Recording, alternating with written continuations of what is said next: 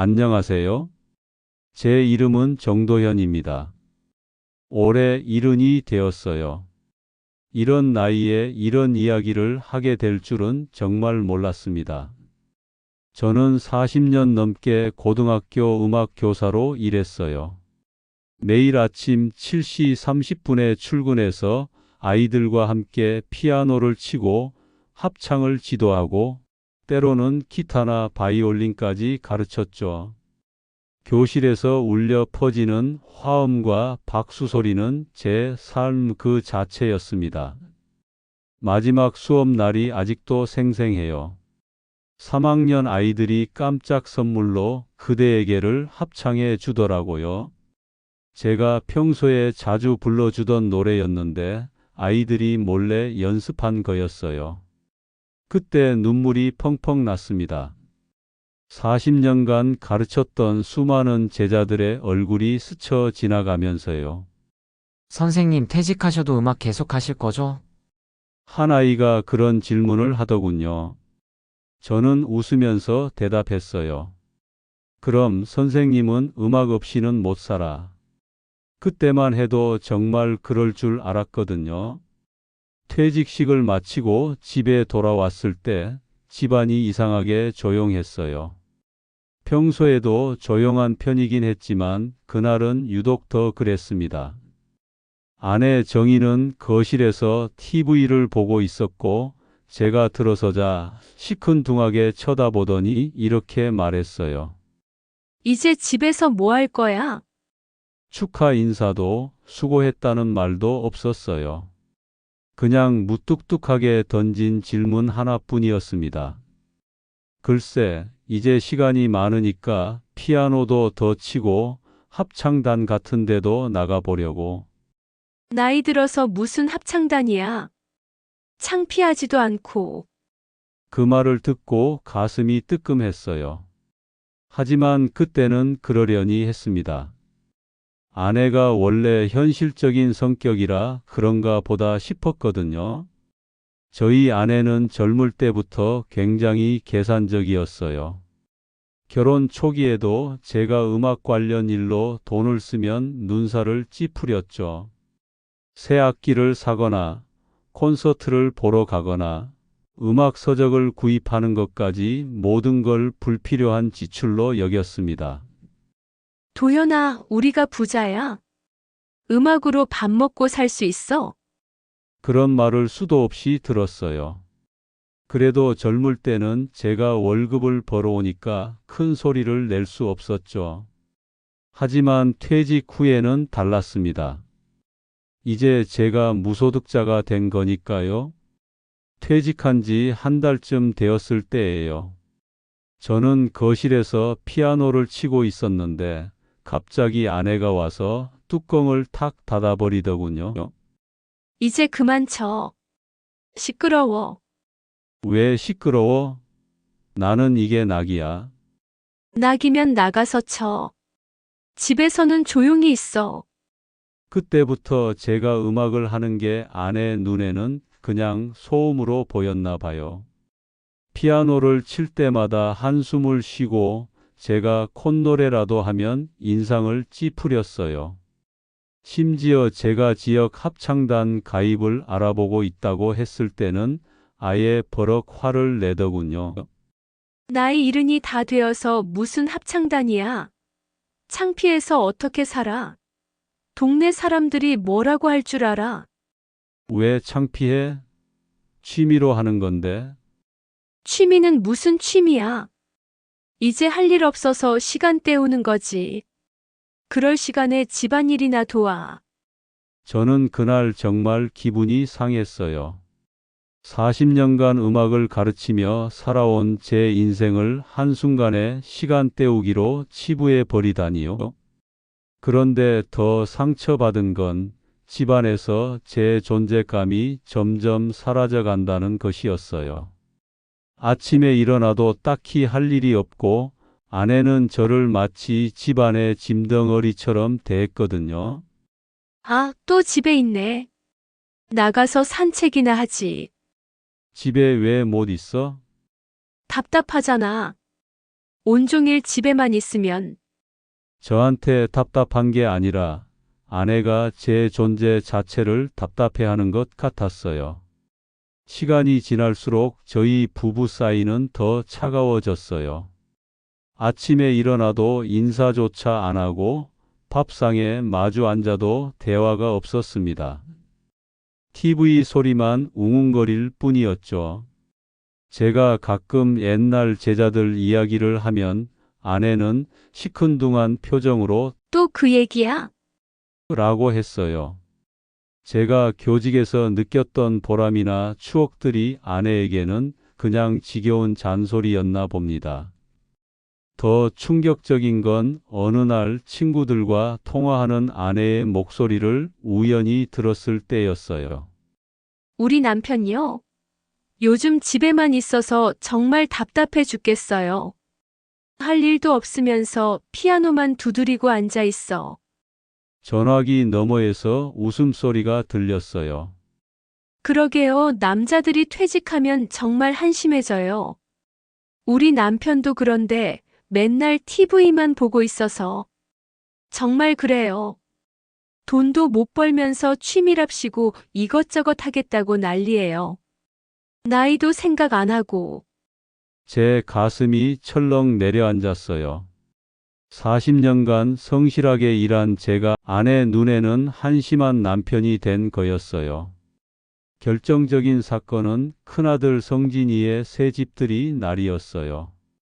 서울에서 새 아파트를 장만했다고 해서 온 가족이 모였죠. 둘째 성훈이네 가족까지 와서 총 10명 정도 되었어요. 저는 오랜만에 손주들을 보니까 기분이 좋았어요. 특히 막내 손녀 서연이가 할아버지 노래 불러주세요 라고 하더라고요. 저는 기타를 가져와서 동요 메들리를 불러줬어요. 손주들이 박수를 치면서 좋아하는 모습을 보니까 정말 행복했습니다. 그런데 갑자기 아내가 제게 찬물을 끼얹더군요. 아이고, 도현 씨는 이제 뭐 하냐고. 하루 종일 집에서 피아노만 두드리다 말지. 돈도 못 벌고 그냥 손주들한테 노래 불러주는 게 다야. 순간 방안이 얼어붙었어요. 성진이와 며느리, 성훈이네 가족들이 모두 저를 쳐다봤습니다. 어색한 침묵이 흘렀죠. 성진이가 엄마, 그런 말씀은. 이라고 말을 꺼냈지만 아내는 계속했어요. 아니, 사실이잖아. 퇴직하고 나서 집에서 놀고 먹기만 하고. 동네 사람들이 뭐라고 할지 모르겠어. 그때 제 얼굴이 화끈거렸어요. 온 가족 앞에서 제가 놀고 먹는 사람으로 전락한 순간이었습니다. 손주들도 어리둥절한 표정으로 저를 바라보더군요. 저는 억지로 웃으면서 그냥 농담이야 라고 했지만 가슴 깊숙한 곳이 아팠어요. 제 인생의 무대가 가족들 앞에서 조롱거리가 되어버렸다는 생각이 들었습니다. 그날 밤 집에 돌아와서도 잠이 안 왔어요. 아내의 그 말들이 계속 머릿속에 맴돌았습니다. 놀고 먹는다, 돈도 못 번다, 창피하다.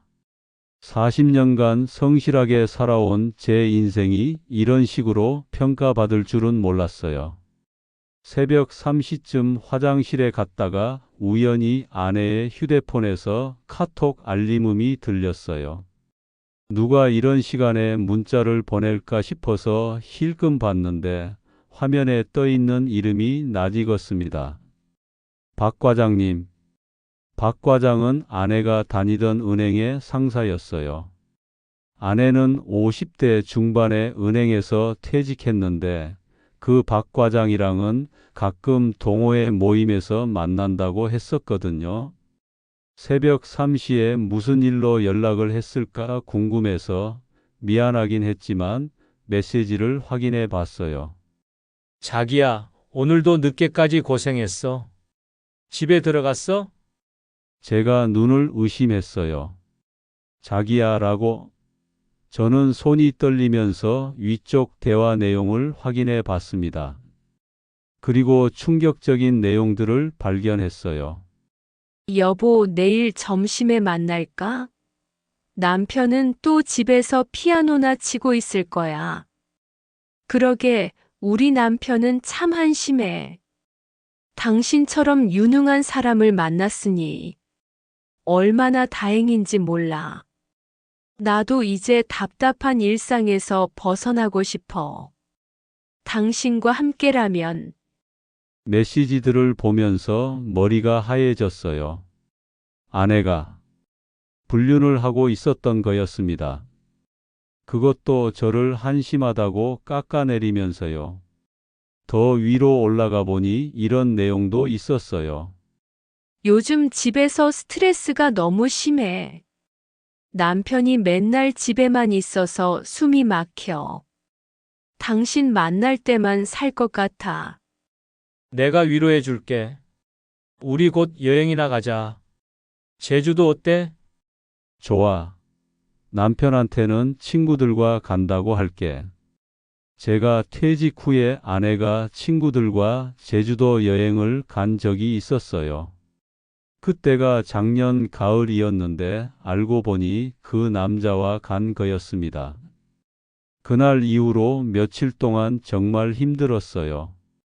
아내를 보는 것도 괴롭고 평범한 일상 대화조차 어색했습니다. 아내는 여전히 저를 무시하는 듯한 태도였고 저는 속으로만 끌어올랐죠. 어느 날 아내가 또 친구들과 영화 보러 간다며 나가는 걸 봤어요. 예전 같으면 잘 다녀와라고 했겠지만 이제는 그 말이 거짓말인 걸 알고 있으니까 참 씁쓸하더군요. 저는 혼자 있는 시간에 우리 결혼 생활을 돌이켜 봤어요. 언제부터 이렇게 됐을까요? 아내가 언제부터 저를 이렇게 무시하기 시작했을까요? 생각해 보니 제가 퇴직을 앞두고 있을 때부터였던 것 같아요.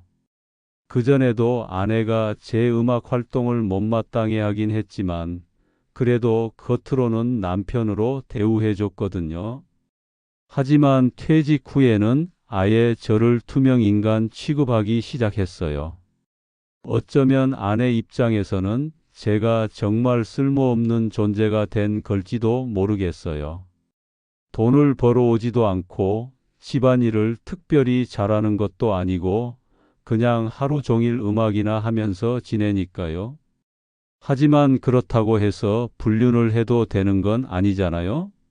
40년을 함께 산 부부인데 결국 저는 아내와 솔직한 대화를 나눠보기로 했어요. 계속 이렇게 속으로만 사귀고 있을 순 없었거든요. 어느 날 저녁 아내가 TV를 보고 있을 때 조심스럽게 말을 꺼냈어요. 정희야, 우리 얘기 좀 하자.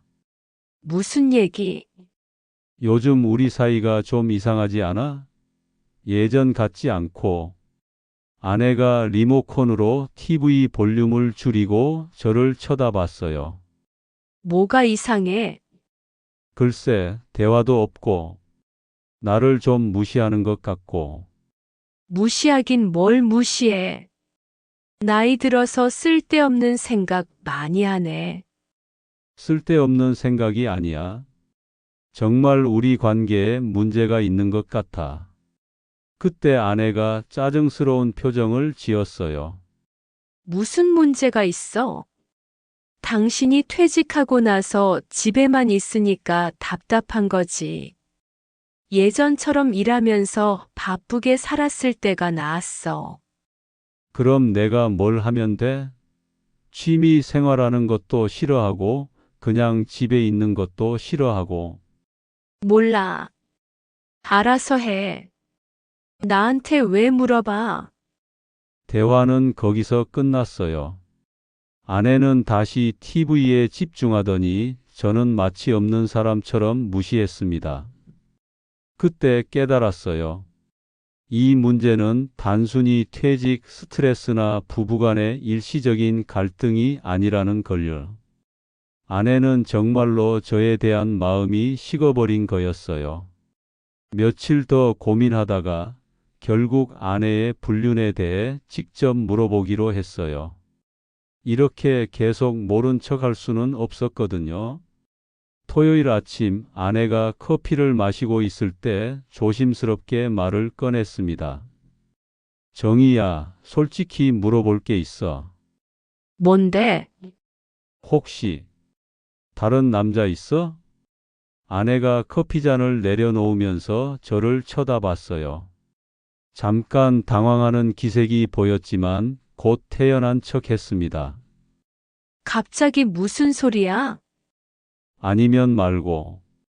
그냥 요즘 우리 사이가 너무 이상해서. 이상한 건 당신이야. 나이 들어서 의심병이 생겼나? 아내는 부인했지만 제가 보기에는 뭔가 숨기고 있다는 게 확실했어요. 표정이나 말투가 예전과 달랐거든요. 그럼 휴대폰 좀 볼 수 있어? 왜 휴대폰을 봐? 사생활도 없나? 사생활이 뭐가 있어? 우리 부부인데. 부부라고 해서 모든 걸 공개해야 하는 건 아니지. 당신도 휴대폰 내가 안 보잖아. 그렇게 말하면서 아내는 휴대폰을 꽉 붙잡고 자리에서 일어났어요. 그리고는 방으로 들어가 버렸습니다. 그 반응을 보니까 확신이 섰어요. 분명히 뭔가 숨기고 있는 게 맞았습니다. 저는 더 이상 추측만으로는 안 되겠다고 생각했어요. 확실한 증거가 필요했습니다. 그래야 나중에 아내가 부인해도 대응할 수 있을 테니까요. 다음 주에 아내가 친구들과 쇼핑하러 간다고 하는 날, 저는 몰래 따라가 봤어요. 이런 일을 해본 적이 없어서 가슴이 두근거렸지만 진실을 알고 싶었거든요.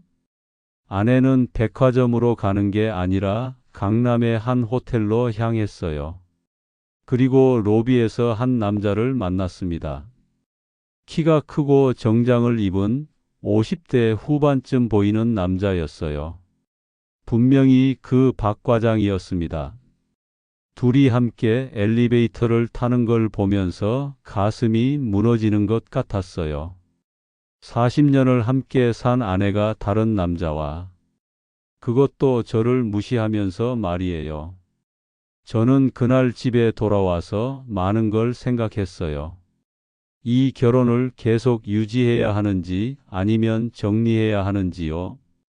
결정적인 순간은 며칠 후였어요. 아내가 전화 통화를 하는데 또 그 남자와 통화하는 것 같았어요. 저는 멀리서 들었는데 이런 말이 들렸습니다. 응, 이제 정말 답답해. 남편이 맨날 집에만 있어서 숨이 막혀. 언제까지 이렇게 살아야 하나 싶어. 그러게. 퇴직하고 나서 완전히 무능력해졌어. 돈도 못 벌고 그냥 피아노나 치면서 놀고 있어. 맞아, 당신처럼 유능한 남자를 만나니까 더 비교가 되네. 우리 남편은 정말 한심해. 그 순간 제 인내심이 한계에 달했어요. 저는 아내 앞으로 가서 전화를 끊으라고 했습니다. 전화 끊어. 왜? 끊으라고. 제가 큰 소리를 내니까 아내가 놀라서 전화를 끊었어요. 갑자기 왜 그래? 지금까지 다 들었어. 박 과장과 만나는 것도 알고 나를 무시하면서 하는 말들도 다 들었다고. 아내의 얼굴이 창백해졌어요. 그게 뭔데? 모르는 척하지 마. 휴대폰 메시지도 봤어. 작년에 제주도 여행도 그 사람과 간 거지. 아내가 한동안 말을 못 하더니 갑자기 화를 냈어요. 그래, 맞아. 나 박 과장 만나고 있어. 그게 어쨌다는 거야? 어쨌다니? 우리 부부잖아. 부부? 부부가 뭐가 부부야? 당신은 이제 남편 노릇도 제대로 못하면서 그 말을 듣고 정말 화가 났어요. 내가 남편 노릇을 못한다고? 40년을 성실하게 살았는데 40년 전 얘기하지 마. 지금 현실을 봐. 돈도 못 벌고 집안일도 안 하고 하루 종일 쓸데없는 일만 하고 있잖아. 음악이 쓸데없는 일이야? 그래, 쓸데없어. 이 나이에 무슨 음악이야? 현실을 좀 봐. 그때 정말 마지막이구나 싶었어요. 더 이상 이 사람과는 살 수 없겠다는 생각이 들었습니다. 그날 밤 저는 많은 생각을 했어요. 40년 결혼 생활이 이렇게 끝나게 될 줄은 몰랐습니다. 하지만 아내의 태도를 보니까 더 이상 회복할 수 없을 것 같았어요. 아내는 저를 완전히 무시하고 있었고, 다른 남자와 불륜까지 하면서도 죄책감조차 느끼지 않는 것 같았어요. 오히려 제가 문제인 것처럼 말하고 있었거든요. 다음 날 아침 저는 아내에게 마지막으로 말했어요. 정희야, 우리 이제 정리하자. 뭘 정리해? 우리 관계. 이혼하자. 아내가 놀란 표정을 지었어요. 갑자기 무슨 소리야? 갑자기가 아니야. 오랫동안 생각한 거야. 우리 더 이상 부부로 살 수 없을 것 같아. 나이 이른애 무슨 이혼이야? 체면도 생각해. 체면? 불륜하는 게 체면이야? 아내가 말문이 막혔어요. 나는 더 이상 이렇게 살고 싶지 않아. 무시당하면서 내 존재 가치를 부정당하면서 살 수는 없어. 며칠 후 저는 변호사를 찾아갔어요. 이혼 절차와 재산 분할에 대해 상담받으려고요. 나이가 이른이시면 이혼이 쉽지는 않으실 텐데 특별한 사유가 있으신가요? 아내가 불륜을 하고 있어요. 그리고 저를 계속 무시하고 저는 그동안 있었던 일들을 차근차근 설명했어요. 휴대폰 메시지, 호텔에서 만나는 걸 목격한 것, 가족들 앞에서 당한 모욕 등등요. 증거가 있으시면 유리하겠네요. 특히 불륜 관련 증거들 말이에요. 휴대폰 메시지 캡처한 게 있고 호텔에서 만나는 것도 사진으로 찍었어요.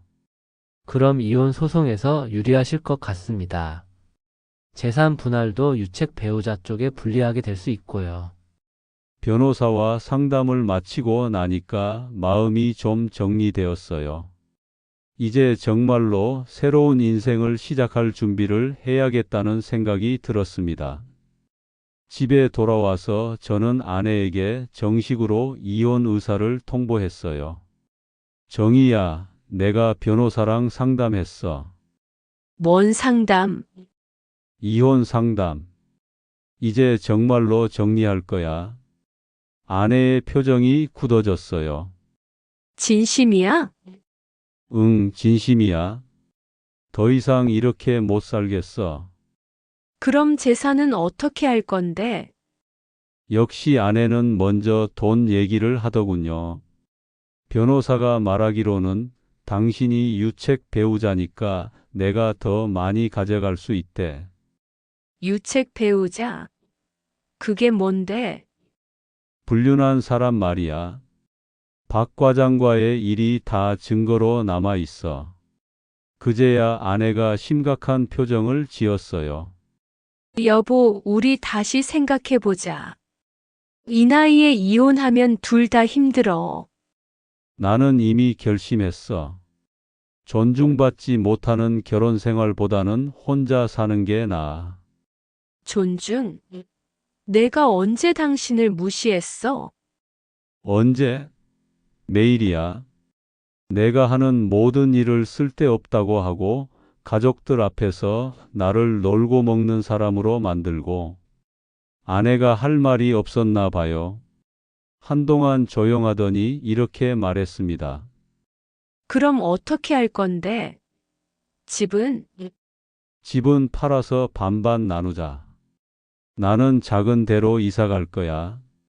이혼 의사를 밝힌 후 저희 집은 완전한 냉전 상태가 되었어요.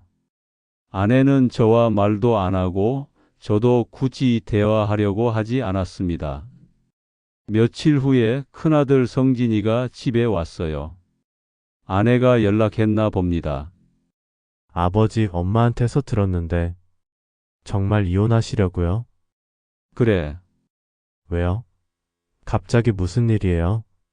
저는 성진이에게 그동안 있었던 일들을 설명했어요. 물론 불륜 얘기는 빼고 존중받지 못한다는 것 위주로요. 아버지, 그래도 이 나이에 이혼은 너무. 나이가 중요한 게 아니야. 나는 남은 인생을 내 방식대로 살고 싶어. 그럼 어디서 사실 건데요? 작은 원룸 하나 구했어. 혼자 살기엔 충분해. 성진이가 걱정스러운 표정을 지었어요. 아버지 혼자서 집안일 다 하실 수 있어요? 젊을 때도 혼자 살았잖아. 별거 아니야. 사실 조금 걱정되긴 했어요. 40년 동안 아내가 해주던 집안일들을 이제 제가 다 해야 하니까요. 하지만 그보다는 자유로워질 수 있다는 생각이 더 컸어요.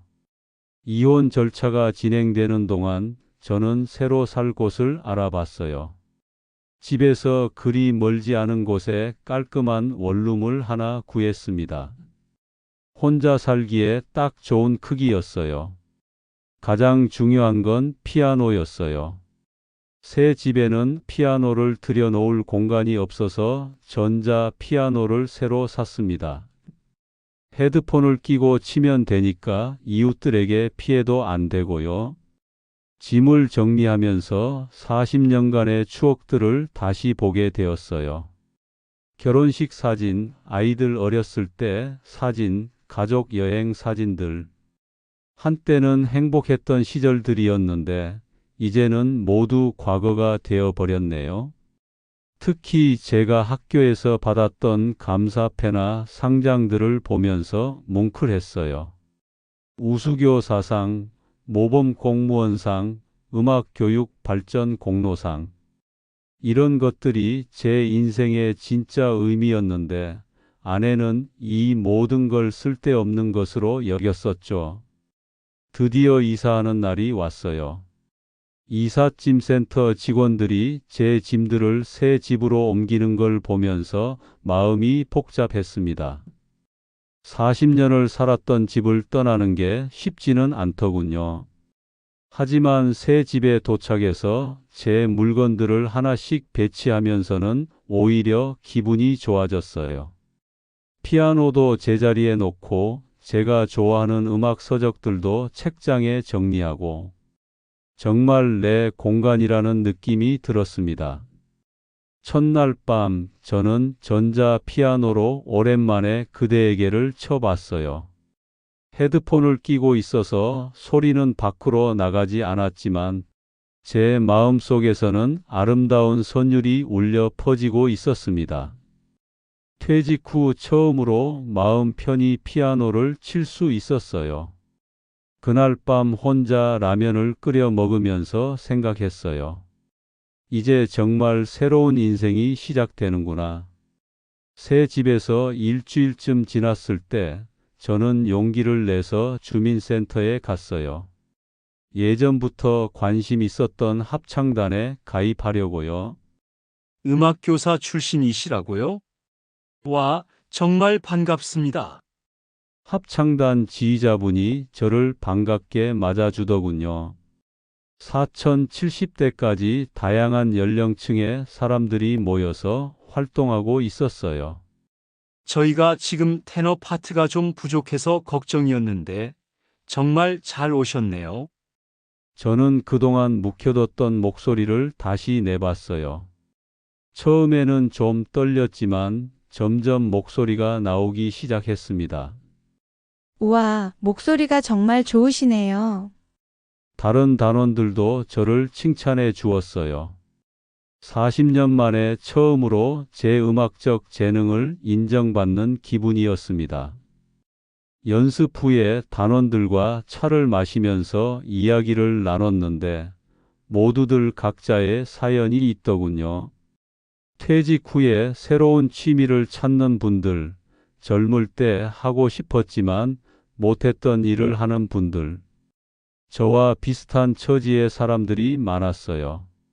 정도현 선생님, 다음 주 연습 때 혹시 피아노 반주 좀 도와주실 수 있어요? 물론이죠. 정말 오랜만에 누군가에게 도움이 되는 기분이었어요. 합창단에 다니면서 새로운 인맥들이 생겼어요. 그 중에서 김 선생님이라는 분이 계셨는데 지역 아동센터에서 봉사활동을 하고 계셨어요. 정 선생님, 혹시 아이들한테 음악 가르쳐 주실 생각 없으세요? 아동센터에서 음악 선생님을 찾고 있거든요. 제가 음악을 가르쳐도 될까요?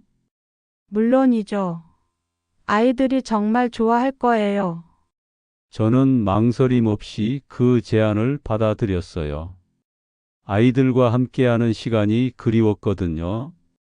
다음 주에 아동센터에 갔는데 초등학생들 10명 정도가 저를 기다리고 있었어요. 안녕하세요. 저는 정도현 선생님이에요. 아이들의 맑은 목소리를 듣고 가슴이 뭉클했어요. 정말 오랜만에 듣는 소리였거든요. 저는 아이들에게 기초적인 음악 이론부터 가르치기 시작했어요. 게이름, 박자, 간단한 동요들. 아이들이 점점 음악에 관심을 갖는 모습을 보면서 정말 보람을 느꼈습니다. 선생님, 다음 주에도 와주세요. 물론이야. 선생님도 너희들 만나는 게 정말 즐거워. 집에 돌아오는 길에 생각했어요. 이게 바로 내가 원했던 삶이구나. 몇 달이 지나면서 저는 완전히 새로운 일상에 적응했어요.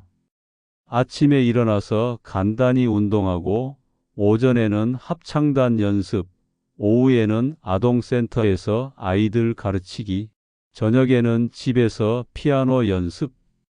정말 충실한 하루하루였습니다. 어느 날 합창단에서 작은 발표회를 하기로 했어요. 지역 문화센터 소강당에서 가족들과 지역 주민들을 대상으로 공연하는 거였죠. 정 선생님, 이번 발표회에서 독창도 한 곡 해주세요. 제가요? 괜찮을까요? 물론이죠. 목소리도 좋으시고 무대 경험도 많으시잖아요. 저는 그리운 금강산을 독창으로 부르기로 했어요. 젊을 때 자주 불렀던 노래였거든요. 발표회 당일 소강당에 100명 정도의 관객이 왔어요. 그리 큰 무대는 아니었지만 저에게는 정말 소중한 무대였습니다. 합창단 공연이 끝나고 제 독창 순서가 되었어요. 무대에 서니까 가슴이 두근거렸지만 동시에 정말 행복했습니다. 그리운 금강산아. 노래를 시작하자 객석이 조용해졌어요. 저는 40년간 품고 살았던 음악에 대한 사랑을 모두 담아서 불렀습니다. 노래가 끝나자 박수가 터졌어요. 정말 오랜만에 받아보는 뜨거운 박수였어요. 공연이 끝나고 여러 사람들이 저에게 인사를 하러 왔어요. 정말 감동적이었어요. 목소리가 너무 아름다우세요. 다음 공연도 꼭 보러 올게요. 그때 정말 확신했어요. 제가 선택한 길이 맞다는 걸요. 공연이 끝나고 객석을 정리하고 있는데 누군가 제 이름을 부르더군요. 정도현 선생님, 돌아보니 제 옛 제자인 박민수였어요. 지금은 30대 중반이 된 그가 가족과 함께 와 있었어요. 민수야, 이게 얼마만이야? 선생님 정말 오랜만이에요. 오늘 공연 정말 멋있으셔서 깜짝 놀랐어요. 민수는 고등학교 때 제가 가르쳤던 학생 중에서 음악을 정말 좋아했던 아이였어요. 지금은 초등학교 교사가 되어서 아이들을 가르치고 있다고 하더군요. 선생님 덕분에 저도 교사가 되었어요. 어렸을 땐 선생님께서 음악을 통해 아이들과 소통하시는 모습을 보고 감동을 받았거든요. 제 눈에 눈물이 맺혔어요. 제가 가르쳤던 아이가 이렇게 성장해서 저를 기억해 주다니요. 선생님, 혹시 시간 되시면 저희 학교에 와서 방과 후 학교 아이들에게 음악을 가르쳐 주실 수 있어요. 아이들이 정말 좋아할 것 같은데요. 정말 그렇게 저는 또 하나의 새로운 기회를 얻게 되었어요. 민수의 소개로 저는 그 초등학교에서도 음악을 가르치게 되었어요. 일주일에 2번 방과 후 시간에 아이들과 함께 음악 수업을 하는 거였죠.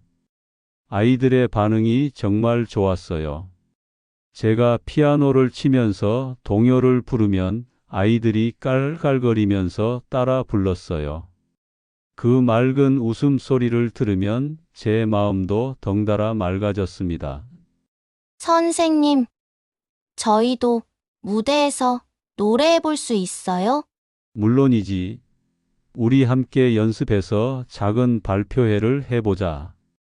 아이들과 함께 우리들의 꿈이라는 곡을 연습했어요. 처음에는 박자도 안 맞고 음정도 불안정했지만 연습을 거듭할수록 점점 나아졌습니다. 한 달 후 학교에서 작은 발표회를 열었어요. 학부모들과 다른 아이들이 관객이 되어서 저희 합창을 들어주었죠. 아이들이 무대에서 노래를 부르는 모습을 보면서 정말 뿌듯했어요. 이 아이들에게 음악의 즐거움을 전해줄 수 있다는 게 얼마나 큰 기쁨인지 모르겠더군요. 그렇게 1년이 지났어요. 저는 이제 완전히 새로운 삶에 정착했습니다. 지역 합창단에서 활동하고 아동센터와 초등학교에서 아이들을 가르치고 때로는 작은 무대에서 공연도 하고 경제적으로는 예전보다 여유롭지 못해요. 연금으로만 생활해야 하고 집도 작아졌죠. 하지만 마음은 훨씬 풍요로워졌습니다. 무엇보다 제 존재 가치를 인정받고 있다는 느낌이 들어요. 합창단 사람들은 저를 선생님이라고 불러주고 아이들은 제가 오기를 기다려줍니다. 이런 관계들이 제게는 돈보다 더 소중해요. 어느 날 혼자 집에서 피아노를 치면서 생각했어요. 40년 전 결혼할 때는 이런 날이 올 줄 몰랐는데, 물론 아쉬움이 없는 건 아니에요. 가끔 외롭기도 하고 가족과의 추억들이 그립기도 하죠. 하지만 그보다는 지금 이 순간이 더 소중합니다. 합창단에서 만난 분들 중에 윤영숙이라는 여성분이 계셨어요. 저보다 5살 정도 어린 분인데 남편을 일찍 여의고 혼자 사시고 계셨어요. 처음에는 그냥 합창단 동료로만 알고 지냈는데 시간이 지나면서 자연스럽게 가까워졌어요. 연습 후에 함께 차를 마시기도 하고 가끔 산책을 하기도 했죠. 정 선생님은 정말 음악을 사랑하시는군요. 평생 음악과 함께 살았으니까요. 윤 선생님은 어떻게 합창단에 나오게 되셨어요? 저도 젊을 때 노래하는 걸 좋아했는데 결혼하고 아이들 키우느라 못했거든요. 이제야 다시 시작하게 됐네요. 우리는 음악에 대한 공통의 관심사가 있어서 대화가 잘 통했어요. 그분도 저처럼 늦게 찾은 자유를 만끽하고 계셨거든요. 이사한 지 1년이 넘었을 때 큰아들 성진이가 저를 찾아왔어요. 아버지, 요즘 어떻게 지내세요? 잘 지내고 있어. 너희들은? 저희는 잘 지내고 있는데 아버지 보고 싶어서 왔어요. 성진이와 오랜만에 차를 마시면서 이야기를 나눴어요. 제가 요즘 어떤 일들을 하고 있는지 말해 주었죠. 아버지가 정말 행복해 보이세요. 그래? 실제로 행복해. 처음에는 걱정 많이 했는데 이렇게 보니까 오히려 좋은 것 같아요. 아들이 제 선택을 이해해 주니까 정말 고마웠어요.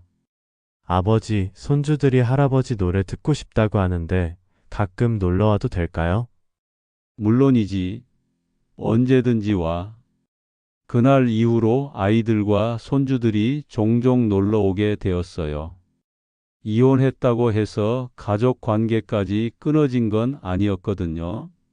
저의 소문이 좀 나면서 다른 지역의 합창단에서도 공연 요청이 들어오기 시작했어요. 지역 문화재에서 독창을 해달라는 요청도 받았고요. 정 선생님, 다음 달 시민문화제에서 축하 공연을 해주실 수 있어요. 저 같은 사람이 해도 될까요? 물론이죠. 시민들이 정말 좋아하실 거예요. 시민문화재 무대는 제가 그동안 서본 무대 중 가장 컸어요. 500명 정도의 관객이 있었거든요. 그날 저는 고향의 봄과 그리운 금강산 두 곡을 불렀어요. 무대에 서는 순간 정말 젊은 시절로 돌아간 기분이었습니다. 공연이 끝나고 많은 사람들이 축하해 주었어요. 그 중에는 제가 예전에 가르쳤던 제자들도 몇 명 있었어요. 선생님 정말 멋지셨어요.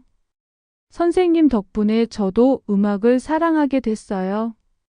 그런 말들을 들으면서 제가 살아온 인생이 헛되지 않았다는 걸 느꼈습니다. 어느 날 저녁 혼자 집에 앉아서 그동안의 일들을 돌이켜 봤어요. 2년 전만 해도 제가 이런 삶을 살게 될 줄은 꿈에도 몰랐거든요. 퇴직 후의 절망감, 아내와의 갈등, 가족들 앞에서 당한 모욕, 이혼 과정의 힘들. 그 모든 것들이 지금 생각해 보면 새로운 인생을 위한 과정이었던 것 같아요. 물론 쉬운 선택은 아니었어요. 이른 나이에 혼자 살기 시작한다는 게 얼마나 두려웠는지 모르겠어요. 하지만 그 두려움을 극복하고 나니까 정말 자유로워졌습니다. 무엇보다 제 음악을 누군가에게 들려줄 수 있다는 게 가장 큰 기쁨이에요. 예전에 아내는 제 음악을 쓸데없는 것이라고 했지만 지금 제 주변 사람들은 제 음악을 사랑해 줍니다. 존중받지 못하는 풍요보다 자유로운 가난이 훨씬 값지다는 걸 이제야 깨달았어요. 요즘 저는 새로운 계획을 세우고 있어요. 제가 그동안 가르쳐온 아이들과 함께 정식으로 아동 합창단을 만들어 보려고 해요. 선생님, 정말 합창단을 만들어요? 아동센터와 초등학교 아이들이 정말 좋아했어요. 우리 함께 연습해서 큰 무대에서도 노래해보자. 아이들의 눈이 반짝반짝 빛났어요. 그 모습을 보면서 제 마음도 설레었습니다. 지역 주민센터에서도 적극적으로 도와주겠다고 했어요. 연습 공간도 제공해주고 필요한 악기들도 지원해 주겠다고 하더군요. 정 선생님 같은 분이 계셔서 우리 지역이 정말 복받은 거예요. 주민센터장님이 그렇게 말씀해 주시니까 정말 감사했어요. 오늘도 아이들과 연습을 마치고 집에 돌아왔어요. 전자 피아노 앞에 앉아서 오늘 배운 곡을 다시 한번 쳐보면서 생각해 봅니다. 2년 전 제가 내린 결정이 정말 잘한 일이었구나 하고요. 만약 그때 아내와의 관계를 그냥 참고 살았다면 어땠을까요? 아마 지금도 집에서 눈치만 보면서 제 존재 가치를 의심하며 살고 있었을지도 모르겠어요. 물론 이혼이 정답은 아니에요. 모든 부부가 제 선택을 따를 필요는 없죠. 하지만 적어도 저에게는 올바른 선택이었다고 생각해요. 나이가 70이라고 해서 새로운 시작을 못하는 건 아니에요. 중요한 건 용기예요. 변화에 대한 두려움을 극복하고 한 걸음 내딛는 용기 말이에요. 지금 제 인생의 무대는 화려한 콘서트홀이 아니에요. 지역 주민센터 강당이고 초등학교 교실이고 아동센터 작은 방이에요. 관객도 수천 명이 아니라 수십 명뿐이죠. 하지만 이곳이 제게는 세상에서 가장 소중한 무대예요. 여기서 제 음악을 들어주는 사람들이 있고 제 존재를 인정해 주는 사람들이 있거든요. 어제 합창단 연습에서 새로운 단원이 들어왔어요. 저와 비슷한 나이의 남성분이었는데 퇴직 후 우울증에 시달리다가 음악을 통해서 다시 활력을 찾고 싶다고 하더군요. 저도 선생님처럼 새로운 시작을 해보고 싶어요. 그분의 말을 들으면서 생각했어요. 저만 이런 고민을 하고 살았던 게 아니구나 하고요. 은퇴 후의 공허함, 가족들로부터 느끼는 소외감, 자신의 존재 가치에 대한 의문. 이런 것들은 비단 저만의 문제가 아니었던 거죠. 그래서 더욱 확신하게 되었어요. 제가 지금 하고 있는 일들이 단순히 개인적인 만족을 위한 게 아니라 저와 같은 처지에 있는 많은 분들에게 희망을 줄 수 있는 일이라는 걸요.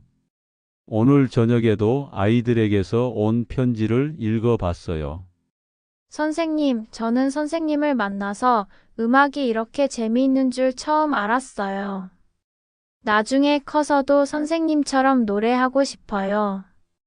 이런 편지를 받을 때마다 가슴이 뭉클해져요. 제가 40년 동안 음악을 가르치면서 느꼈던 그 보람을 다시 느낄 수 있어서 정말 감사해요.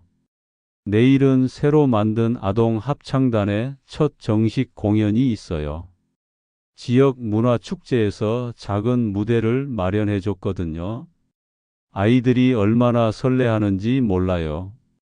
선생님, 내일 실수하면 어떻게 해요? 괜찮아. 실수해도 돼. 중요한 건 즐기는 거야. 그렇게 아이들에게 말해주면서 저 자신에게도 다시 한번 다짐해 봅니다. 완벽하지 않아도 괜찮다고, 중요한 건 지금 이 순간을 즐기는 거라고요. 몇 달 전에 우연히 옛 동료 선생님을 만났어요. 저와 함께 정년 퇴직했던 분이었는데 그분은 여전히 집에서 무료하게 지내고 계시더라고요.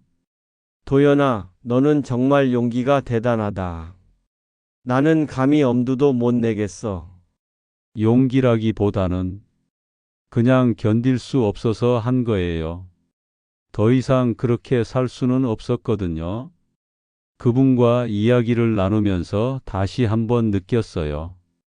변화를 선택하는 것과 현상 유지를 선택하는 것, 둘 다 각자의 인생이고 각자의 선택이라는 걸요. 다만 저는 변화를 선택했고 그 선택에 대해 후회하지 않는다는 것뿐이에요. 가끔 혼자 있을 때 궁금해져요. 전 아내 정희는 지금 어떻게 지내고 있을까? 그 박 과장과는 어떻게 됐을까? 하지만 그런 생각은 오래가지 않아요. 이미 끝난 일이고 저는 앞으로 나아가야 하니까요. 며칠 전에는 정말 반가운 소식을 들었어요. 제가 가르쳤던 아이 중 하나가 전국 청소년 합창 대회에서 상을 받았다는 거였어요. 선생님 덕분이에요. 선생님이 음악의 기초를 잘 가르쳐 주셔서 이런 결과가 나온 것 같아요. 그 아이가 전화로 고맙다고 인사를 하더군요. 정말 뿌듯했어요. 이제 제 주변에는 저를 필요로 하는 사람들이 많아요. 합창단 사람들, 아이들, 학부모들. 이분들이 저에게 선생님이라고 불러주고 제 조언을 구하고 제 음악을 들어주세요.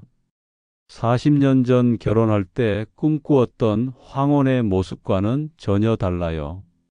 그때는 부부가 함께 손자, 손녀들 보면서 평화롭게 늙어가는 걸 상상했거든요. 하지만 지금의 삶이 더 의미 있다고 생각해요. 윤영숙 선생님과의 관계도 조금씩 깊어지고 있어요. 연인 사이까지는 아니지만 서로를 이해하고 지지해주는 좋은 동반자가 되어가고 있어요. 정 선생님과 이야기하면 마음이 편해져요. 저도 그래요. 서로 비슷한 경험을 해서 그런가 봐요. 혼자 사는 것도 나쁘지 않지만 마음을 나눌 수 있는 사람이 있다는 건 정말 큰 위안이 되어요. 내년에는 더 큰 계획이 있어요. 지역의 다른 합창단들과 함께 연합 공연을 하는 거예요. 각 합창단의 특색을 살린 무대를 만들어서 더 많은 사람들에게 음악의 즐거움을 전해주고 싶어요. 또한 제가 그동안 경험한 것들을 바탕으로 시니어를 위한 음악 치료 프로그램도 만들어 보려고 해요.